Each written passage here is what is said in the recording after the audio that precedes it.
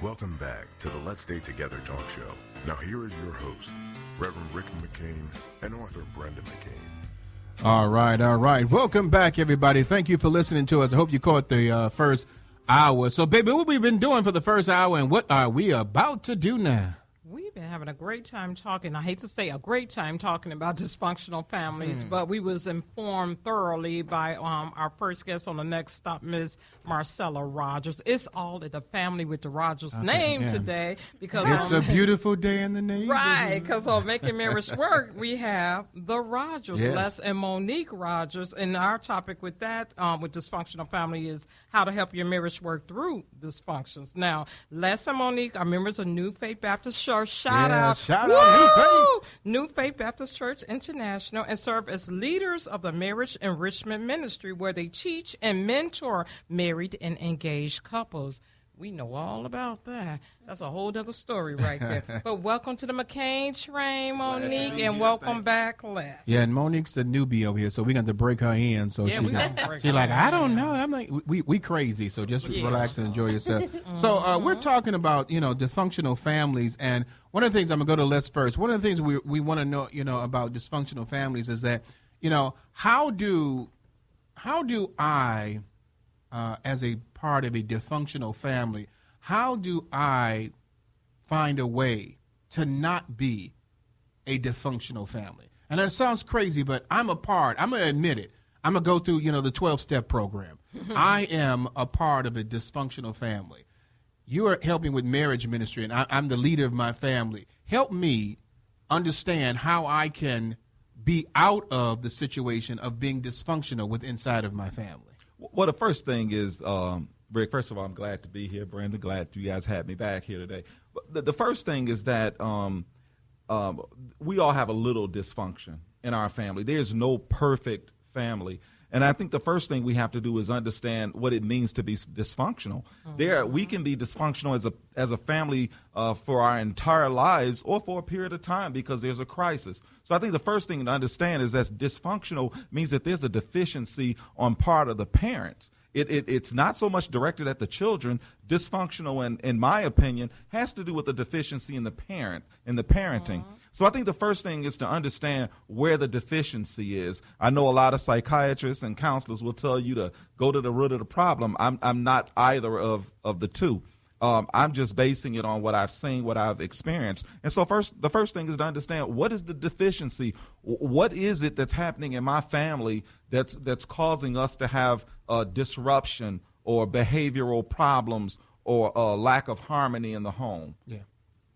And so, I'll say this, and I'm trying to be real, I'm emotional right now because I'm dysfunctional. Because you're the dysfunctional. I'm this dysfunctional person right now.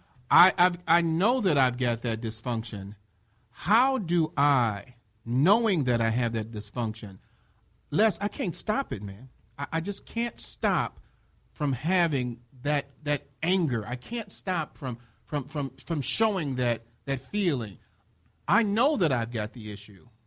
But what do I do as the head of the household in my marriage? Because it's affected my wife. Brenda's messed up. I mean, she's messed up. Because Rick is just, losing his temper. He's crazy. He's doing a lot of things. He understands that he has it, but he can't control it.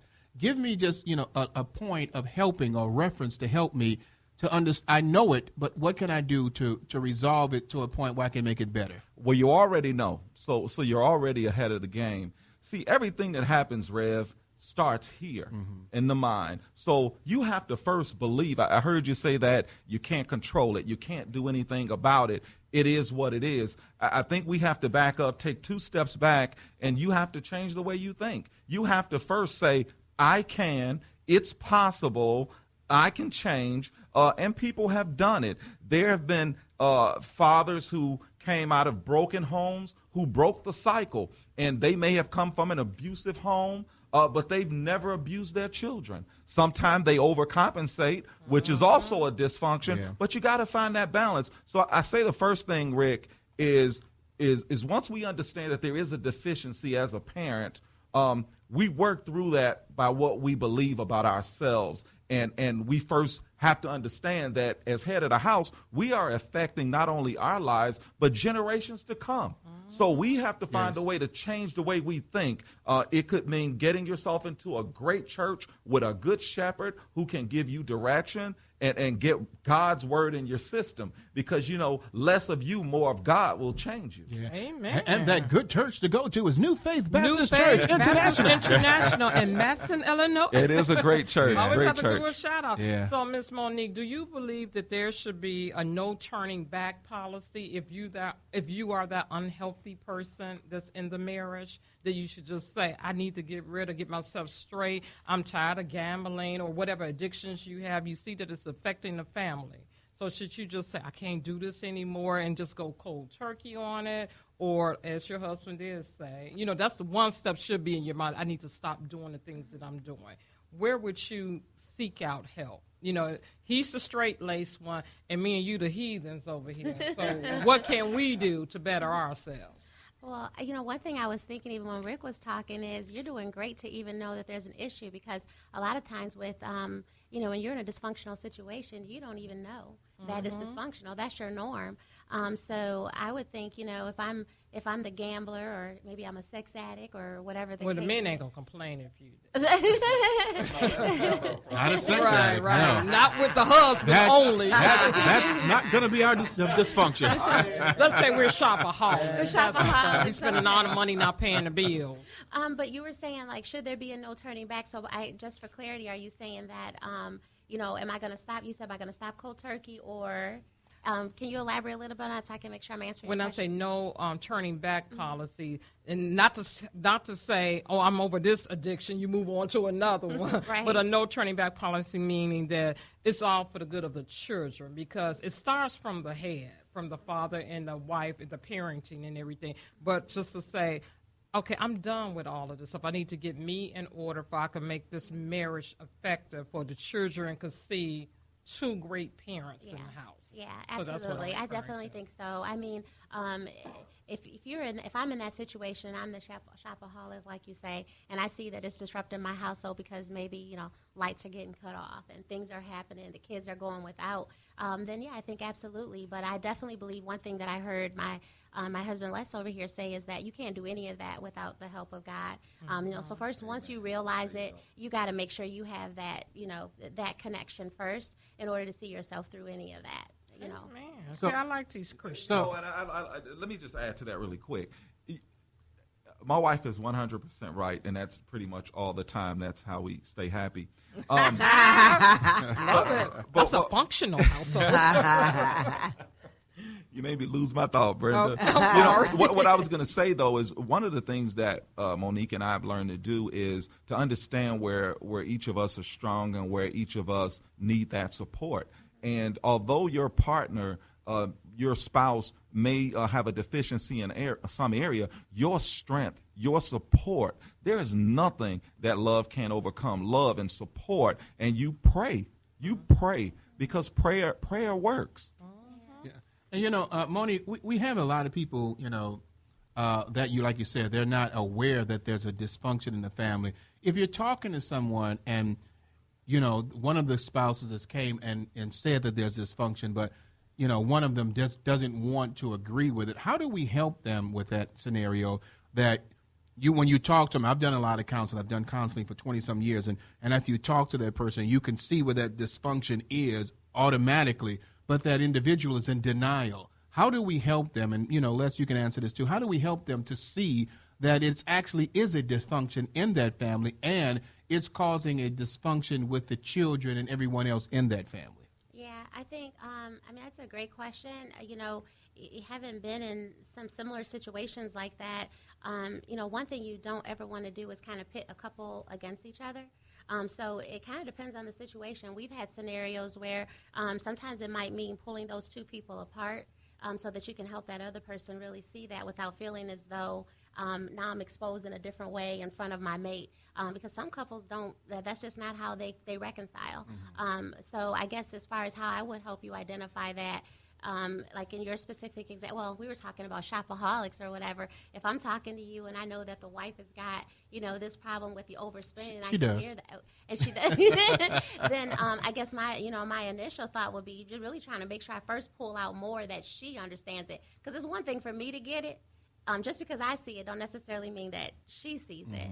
So trying to pull that out a little bit more in her and just getting her to admit to that, first of all, so that it's kind of in a way, sometimes when somebody else brings something out in you and then you start to talk about whatever that issue is, you start to solve your own problem without even really realizing it. Yeah. So it kind of depends on what we're really talking about, but in something a little bit softer like that, that would probably be, like I'm saying, soft. And soft? It's not the same as, some of the other things that we talk about. Domestic violence, that one. It's spending money, though. Because we were talking. But when she getting beat I down, feel you, Les. I feel you. They don't see it. The Bible says, that there's no sin that's more greater than the other. So that shopaholic, and we just joking around. But they want that to be live, right. Though, right? And so I want to say this to you. I remember, because I brought that question up. I remember one time when I counseled this couple, and both of them were religious people. One was a pastor. I'm not going to say who it is. Oh. He was a pastor, and the other young one was a very religious person.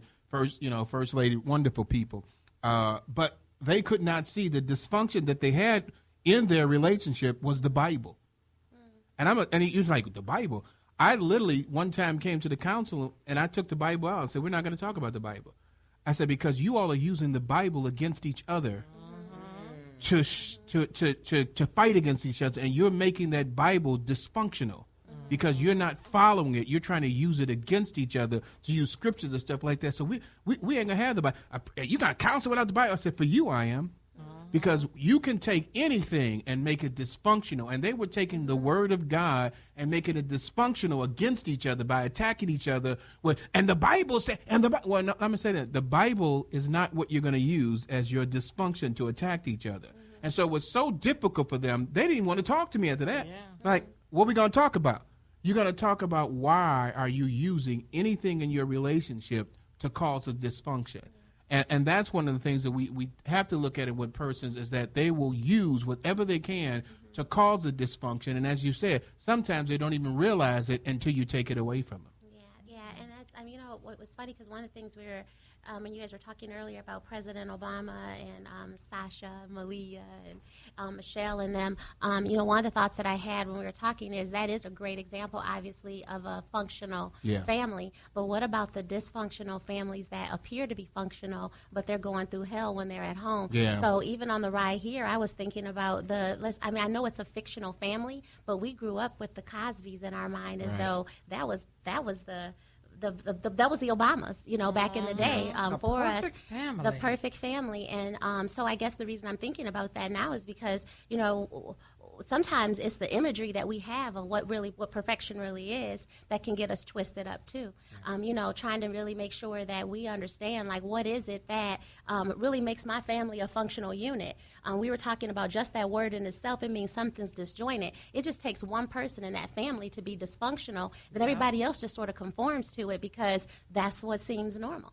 So I don't know. I feel like that if I were, talking to somebody in a situation like you were just describing, I would take away their crutch. You know what, Miss Monique, and I'm sorry if I cut you because we're going to talk about me cutting it, but it's old age here. It's a new show out on ABC called The Family. I don't know if anyone has watched it yet. It premiered 2 weeks ago. Awesome show. It's about a child that's been kidnapped. It's a series of 10 years. And the mom is running for, I believe, the governor.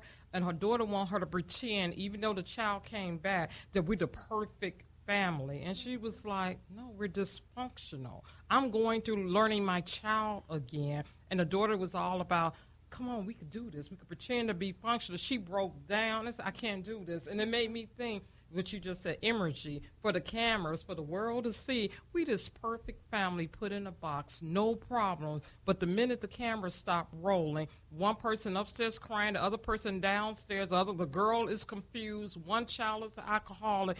That was the greatest imagery to me of dysfunction for this show that I could think of. Because it's like all of that under one roof. Yeah. And so with that in mind, we do have a lot of people, especially, and I don't mean to say anything wrong, but especially we have a lot of people at church that will do something like that. They're, the perfect, family. We're blessed and highly favored. That's the great thing that people always say.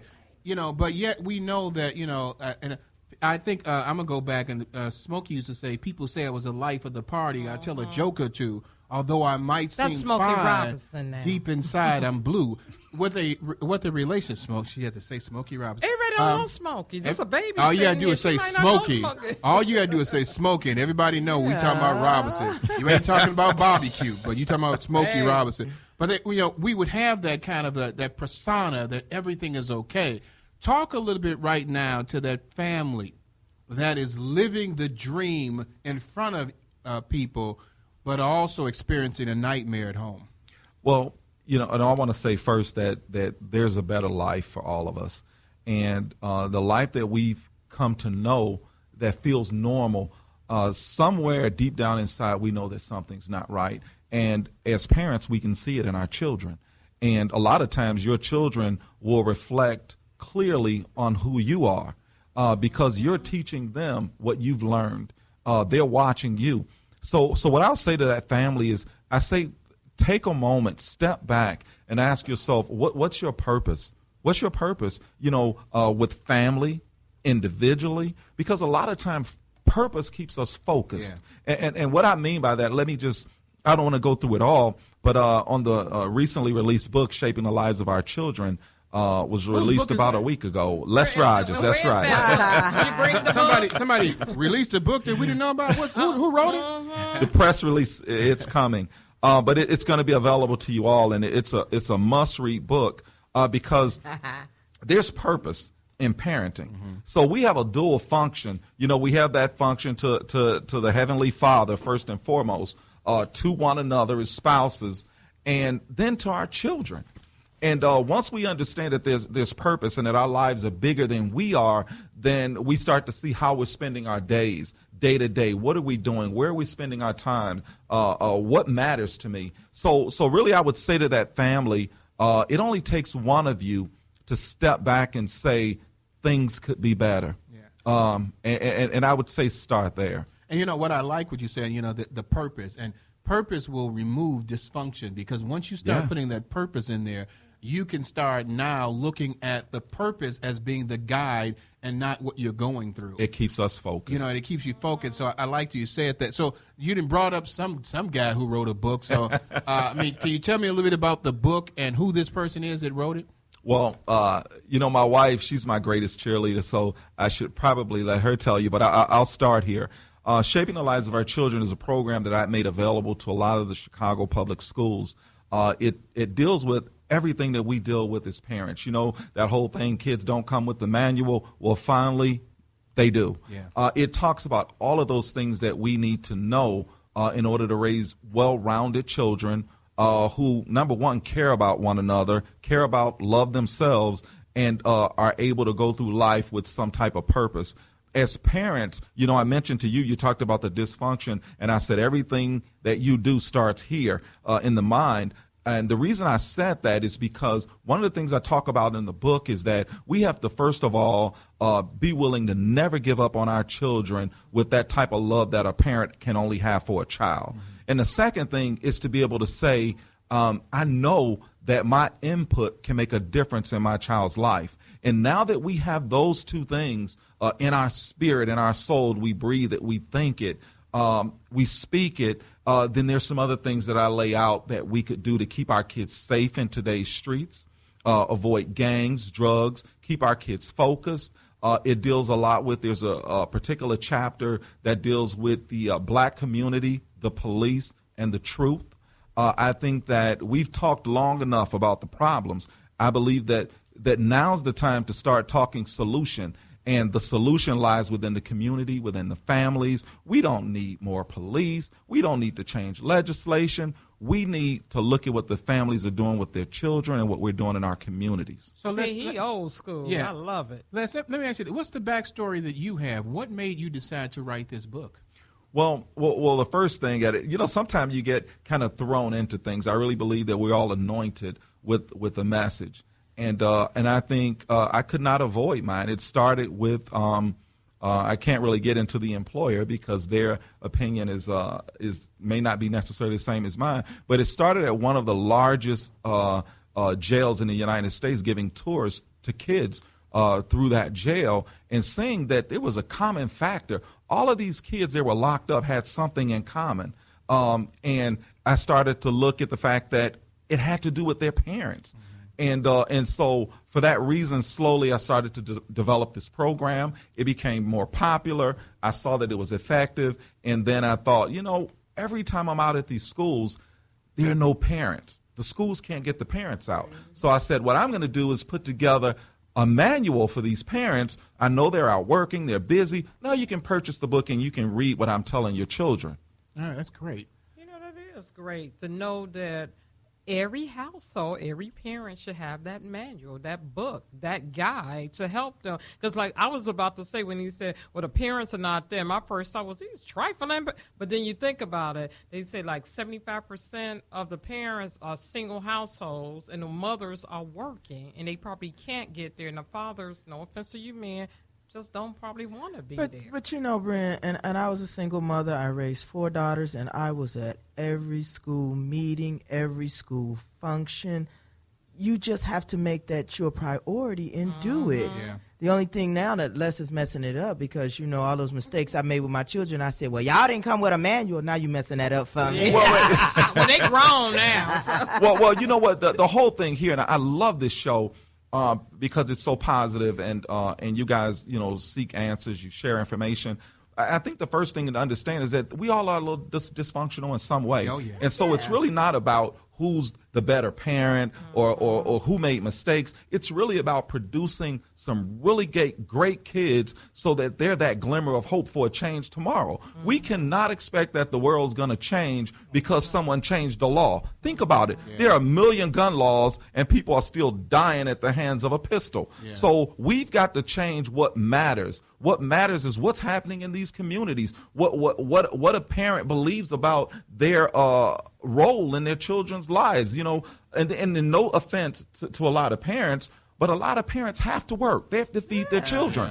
So the children are left to raise themselves. Kids, and so Monique, you I'm sure you've, helped Les a little bit with the book, reading it, something like that. Just a little bit, or maybe wait a minute, did you write the book and put his name on it? But carried it. And he was talking about all those dysfunctional things that are happening in there, and I'm sure he's talked with you about it as well.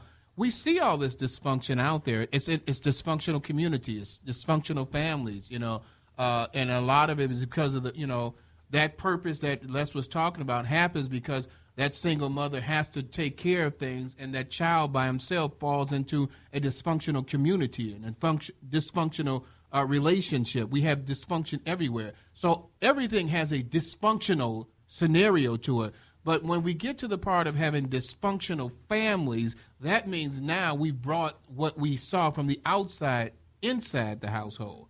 I want to talk to you about it because he says he's got the manual for it now.